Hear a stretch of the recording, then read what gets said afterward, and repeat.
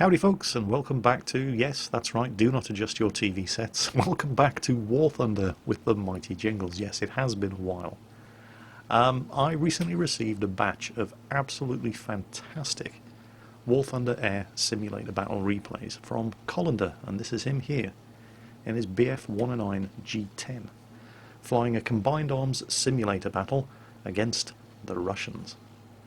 At the moment you can see all the UI because that's just a feature of the replay, but we're going to turn that off so we can have some glorious eye candy as we watch him put this magnificent aircraft through its paces. And while Colander is doing that for our entertainment, I'm going to talk you through the development of this utterly iconic German aircraft. Anyway, let's get that UI turned off. Let's feast on the eye candy.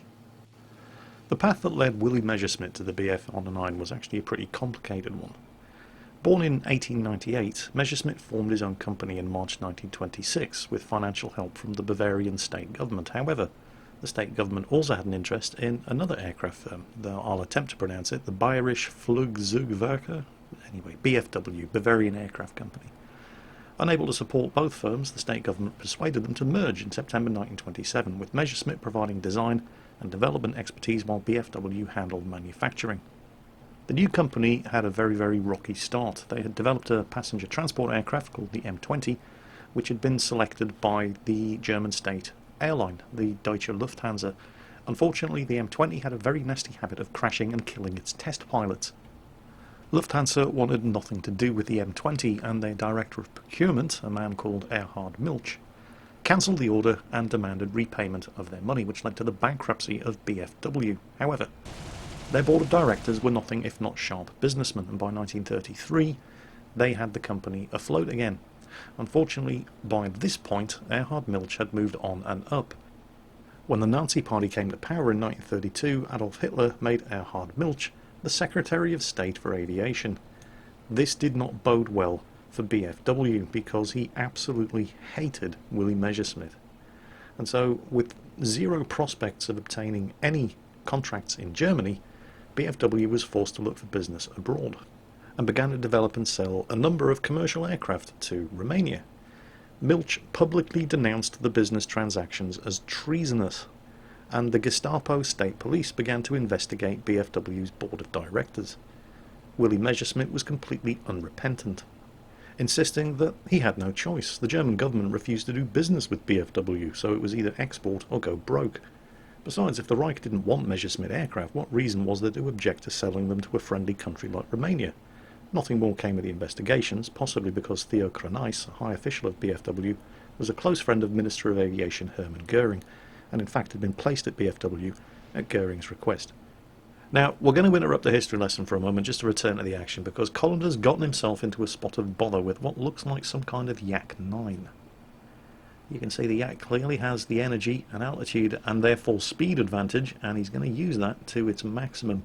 He dives on him, but when he doesn't have the right firing angle, he climbs again, puts all that energy back in the bank, and just repeats the process. And every time Colander attempts to outmatch him, he's getting lower and lower and lower on energy. And it's just a matter of time. Unless that Yak makes a mistake, Colander's in quite a spot of bother here. Oh, here he comes. Here he comes. Oh, he's getting awfully close. How do you get out of this one? Well, you've got a couple of options. You can do a rolling scissors for one thing, which is sort of what Colander's doing here, trying to make him overshoot. But then he goes vertical, and the Russian continues performing the scissors and completely overshoots. So now Colander's managed to get on his tail. That was a fairly critical error. Might be hard for the Russian pilot. He's unlikely to... Oh, wait. Now he's trying to do a flat scissors himself. He's doing a series of sharp turns from side to side, trying to make Colander overshoot and get him in front of his guns once again, but Colander's not falling for that one. He's throttled right back. He's keeping this guy in front of him. And this is dangerous, of course, because when you're doing this, you're throwing energy away. And it's perfectly fine if there are just the two of you engaged in a dogfight, but if there's a third aircraft around, you are making yourself very vulnerable to attack from them. But there isn't a third aircraft around, and so they can keep doing this. And in fact, it does look like the Russians had enough and he's just trying to make a run for it. I'm pretty sure Colander scored a hit on his tail controls. Throttle wide open, he's going to catch this guy before he escapes, and it looks like he clipped his right wing there. And another hit, and I don't think he's going to recover from that. I'm pretty sure, yep, he's gone down. There's his first kill. Well, anyway, Willie Messerschmitt and the BFW weren't quite out of the woods yet. They managed to stay afloat by selling aircraft abroad in Romania, but they still couldn't get any German contracts. And then in 1933, they got a break. The German Air Ministry decided that it should show off its aeronautical capabilities to the world, and invited German aircraft manufacturers to develop a racing aircraft to be entered in an international air race in 1934. BFW and Willie Messerschmitt got to work, and the result was the Bf108A. It first flew in February 1934.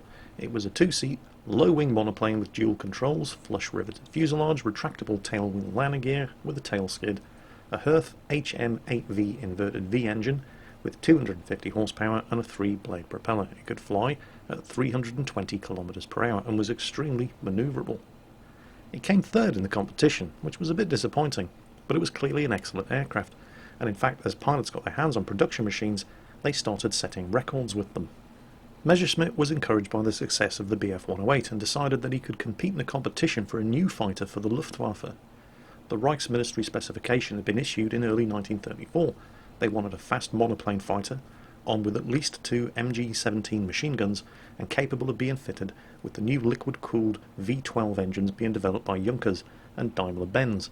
Now, the request had been sent to other German aircraft manufacturers, including Focke-Wulf, Arado and Heinkel, but Erhard Milch had blocked it from being sent to BFW.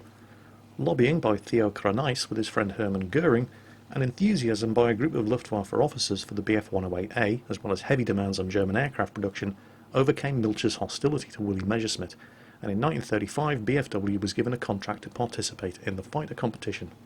Milch, however, let it be known that as far as he was concerned there would be no follow-on production contract granted to BFW under any circumstances. Messerschmitt had to decide between going ahead with a fighter or taking a job as a professor at Danzig Technical University, but he had faith in his design, and he knew that Milch expected him to fail anyway, so he decided to push ahead with the fighter. Work on the new aircraft, the Bf109A, had been proceeding in parallel with Bf108 development, and it was ready to fly by August 1935. Like the Bf108, it was a low-wing, all-metal, flush-riveted monoplane with leading-edge slats and retractable tailwheel landing gear.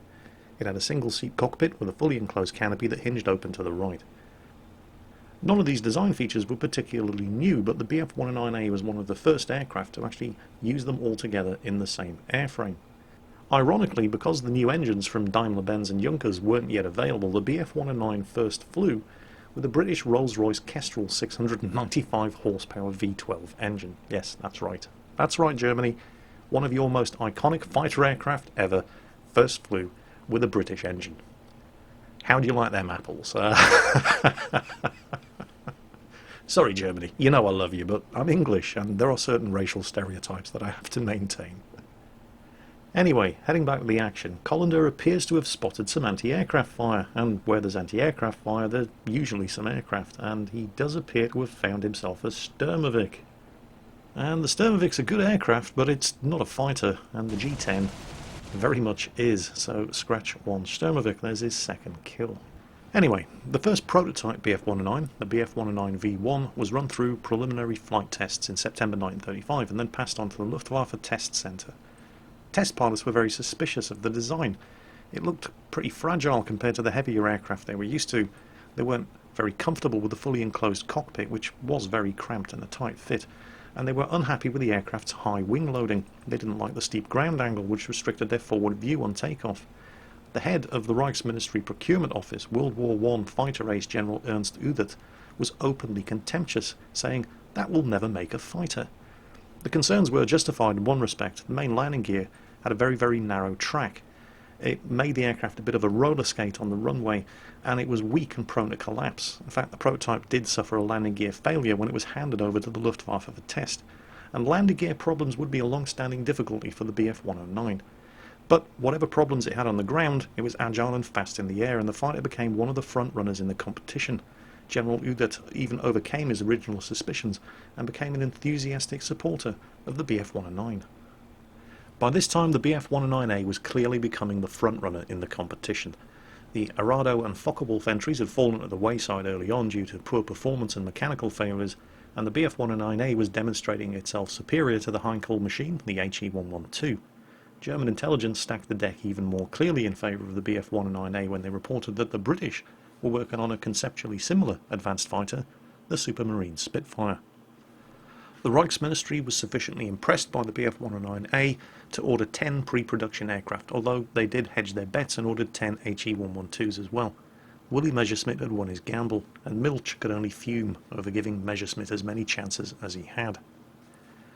The first Bf109 pre-production aircraft was flown in November 1936. It was powered by a Jumo 210A engine, but also incorporated a third MG-17 machine gun, one more than the specification. This was situated between the engine cylinders and fired through the propeller hub. The engine-mounted weapon fitted in many of the Bf109 variants is often referred to as a motor cannon, although it's unclear if this term applied to small caliber guns as well as automatic cannon. The improved armament was a consequence of reports that new British fighters had 4 guns instead of 2. The question of armament would be another long-running issue for the Bf109. In 1936, Nazi Germany decided to assist General Franco's nationalist forces in the Spanish Civil War. Participation in a shooting war gave the Luftwaffe an opportunity to evaluate the Bf109 in combat.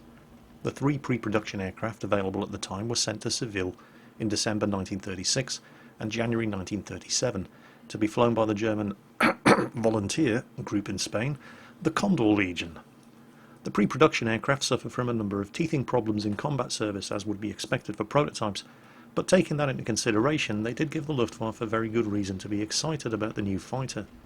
The 3 prototypes were returned to Augsburg, but would be replaced in Spain by improved successors. In the meantime, the Reichsministry had placed orders for a first batch of 30 production aircraft with the designation Bf109B. The first rolled off the production line in February 1937. The Bf109Bs were transferred to the Condor Legion in Spain as soon as their pilots had been trained on the new aircraft. In Spain, they fought with Soviet Polikarpov I-15s and I-16s being flown in defence of the Spanish Republican government against Franco's nationalists. At low altitudes, the Polikarpovs could outfight the Bf109B, and so the Luftwaffe pilots quickly learned to take the fight to high altitudes, where they had the advantage. One Bf109B was forced down behind Republican lines later in the Civil War when it ran out of fuel, and the French asked for permission to inspect the aircraft. The Spanish Republicans agreed to the request, and a French team went to Spain and wrote up a detailed report that praised the aircraft very highly. However, the report was marked secret to avoid a diplomatic squabble, and so few people ever actually read it. Meanwhile, back to the action for the moment, Colander has loaded a bomb onto his G-10 for its second run-out, and he's doing this because he's fighting in a combined arms simulator battle with tanks and aircraft. And unfortunately, his team is running into a bit of a problem with losing more tanks than the enemy team, so he's loaded a bomb up and he's going to do his best to address that issue.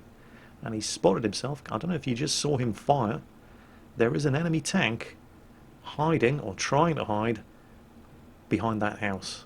And so he lines it up and bombs away, and that is his first ground kill. So one less Soviet tank for his team to worry about.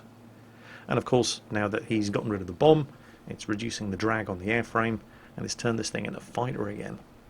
Meanwhile, Junkers had been hard at work producing new engines, the improved Jumo 210G and 210GA engines. They featured fuel injection, 2-stage supercharger, and they were rated at 700 horsepower for takeoff. The Bf109 V8 prototype was fitted with this engine, as well as an extra pair of MG-17 machine guns, 1 in each wing, with 420 rounds per gun for a total of 4 guns.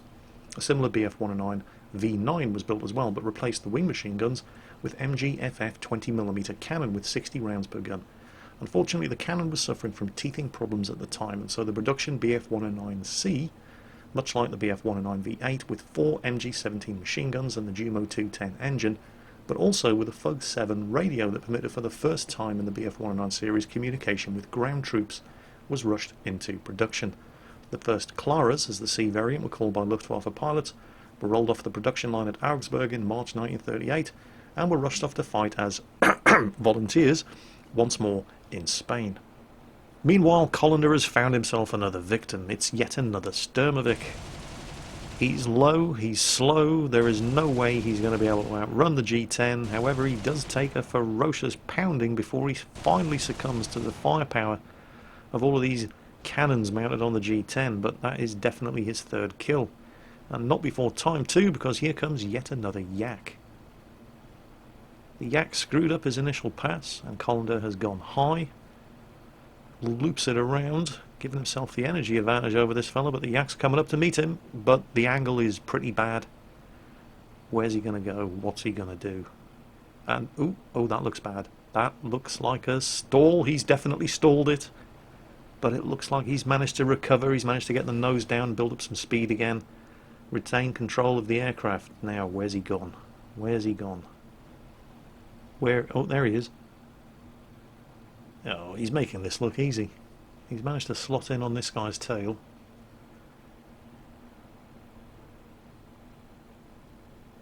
What's he going to do? Is he going to... It looks like... Yep. Is he trying to turn inside, or is he going to go the other way and turn this into a scissors? He is going the other way and trying to turn this into a scissors. So he's basically trying to do exactly the same thing that the previous yak pilot did. But, well, yep, Colander is not going to fall for that. Didn't fall for it the first time. He's not going to fall for it this time. He's controlling his speed, careful to not overshoot. And once again, the Russian pilot has decided, screw this for a game of cricket. I'm getting out of here. And Colander is hot on his tail. G10 are very, very powerful, but a very heavy aircraft.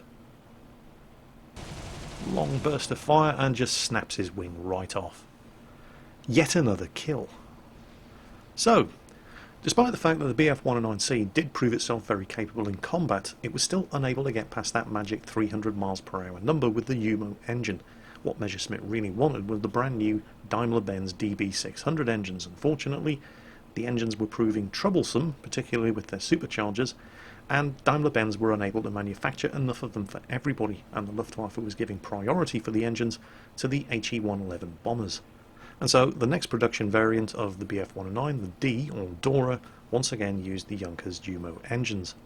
The Dora was sent to Spain to prove itself in combat, and young Condor Legion pilots like Adolf Galland and Werner Mulders clearly demonstrated its value. Mulders wasn't merely a good fighter pilot, but also an excellent air tactician, and devised new fighter tactics such as the Finger 4 formation that the Germans called the Schwarm, and a more flexible approach to air-to-air combat than was practiced by other air arms at the time. Mulders would leave Spain with 14 kills, making him the highest scorer of the campaign.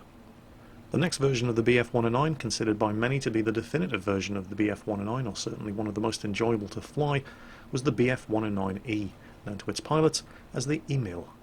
It was a wildly successful aircraft. Just over 200 participated in the invasion of Poland, with 67 being lost, mostly to ground fire. From the start of the war, the British Royal Air Force would conduct small-scale raids on German territory, and these actions climaxed in the biggest air battle of 1939 on the 18th of December, when the Royal Air Force attacked Wilhelmshaven in daylight with 24 unescorted Vickers Wellington bombers.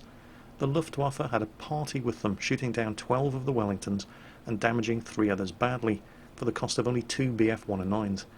As a direct result of this slaughter at the hands of the Bf109s, the Royal Air Force switched over to night bombing operations over German-occupied territory. The French and British found that the Bf109 was a very, very nasty opponent, and they were desperate to get their hands on one in order to figure out its weaknesses. Luckily for them, a confused Luftwaffe pilot accidentally set his Bf109E down on the wrong side of the border, and the aircraft was rushed off to Britain for flight tests, mock dogfights, and evaluation. To the shock of the British, it was found that the Bf109E was completely superior to the Hawker Hurricane in almost every respect, and also generally superior to a Spitfire Mark I equipped with a 2-bladed propeller. With a 3-bladed rotor propeller, the Mark I Spitfire only had the upper hand at high altitude. And thus began the arms race between the Royal Air Force and the Luftwaffe, an arms race that would eventually culminate in the development of the Bf109 G-10, which you can see Colander flying here in this War Thunder combined arms simulator battle, and the Bf109K. All of these upgrades to the Bf109's basic airframe would come at a price. However, the aircraft was clearly past its prime, and the Focke-Wulf 190 would equip Germany's leading fighter squadrons. However, Germany had lagged behind in introducing new fighters, and there were never enough Focke-Wulf 190s to go around. While the Bf109 was manoeuvrable, it had never been light on the controls, and as it became faster and more powerful, it also became more difficult to fly. Its handling on the ground, never good, kept getting worse. The Gustav was a handful for experienced pilots, and it was downright lethal to inexperienced ones. Ironically, while the Spitfire was upgraded in a similar fashion throughout the war, the basic Supermarine design proved to be more adaptable to increased horsepower, armour, firepower and weight, and later model Spitfires like the Mark 9 were more than a match for contemporary Bf109s. A Luftwaffe pilot would land his Bf109G at RAF Manston by mistake later in the war, and allow comparisons of the Messerschmitt against current Allied types, showing it to have few advantages and many disadvantages relative to the Spitfire Mark 9 and Mark 14, as well as the P-51C Mustang. Despite its limitations, as conditions became increasingly desperate, the Bf109G would roll off the production line in huge numbers, with as many as 24,000 produced by Germany and her allies, over 14,000 of them built in 1944 alone. The G-10 was basically an attempt to standardise Gustav production, incorporating gear provided in various modification kits for earlier subvariants as standard, fitted with a Daimler-Benz 605D engine, with MW50 water methanol injection that gave it a top speed of 690 km per hour, or 429 miles per hour at altitude. Weapons consisted of an MG151 20mm motor cannon mounted in the engine block, and twin MG131 13.7mm guns in the engine cowling. The MG151 proved itself a very effective weapon, capable of firing 750 rounds per minute with an effective range of 800 meters. The MG131 machine gun was actually a very small heavy machine gun. It weighed less than 60% of the M2 Browning, but despite this it was a rapid-fire weapon with lots of firepower for its mass. It could fire 13mm armor-piercing incendiary, high-explosive tracer, or high-explosive incendiary tracer ammunition, with a rate of fire of 900 rounds per minute and a muzzle velocity of 750 meters per second. Despite all of these upgrades, however, the Bf109 was rapidly reaching the limit of what you could actually achieve out of the same basic airframe that had been developed in the 1930s. And so the Bf109G, while produced in huge numbers, was pretty much the pinnacle of development of this iconic aircraft. The Bf109K, which was technically the successor to the Bf109G, wasn't really a new modification of the aircraft. Instead, thanks to the bewildering array of kits and modifications for the huge different variations of the Bf109G, the K was more of an attempt to standardise production. Something like 34,000 Bf109s were built up to the end of the Second World War, and they'd fought all throughout the conflict. In fact, they'd even fought before the conflict in the Spanish Civil War. In the beginning, they'd swept their enemies before them. In the end, there were only about 400 Bf109Gs and 400 Bf109Ks left to oppose the Allied air fleets, when the Luftwaffe could even find fuel to fly, or pilots to fly them. In the air they lived the lives of the hunted, fighting on in desperation as Allied fighters roamed the skies in swarms. One of the last acts of the Bf109 in combat was Operation Werwolf, where the Messerschmitts were stripped down and used to ram US Army Air Force bombers. A RAM Commando Elba unit was formed under Heijo Hermann and flew its first and last mission on the 7th of April 1945, destroying 8 bombers for the loss of 60 fighters. Famous Bf109 pilot Adolf Gallen's autobiography was titled The First and the Last. The same title could just as easily be applied to the Bf109 itself. Ironically, a somewhat similar fate has befallen Colander in his Bf109 G-10 here in this War Thunder Simulator Combined Arms battle. There are 2 players left alive on his team. They're both in aircraft. His fellow player over there in an ME-410B1. Unfortunately for both of them, the only 2 remaining players on the enemy team are both in T-34-85s, and they have just captured both of the ground zones. He almost becomes a victim of the G-10's notoriously bad ground handling characteristics as he lands in an attempt to arm up with another bomb, get out there and kill a tank, but it's just a case of too little, too late.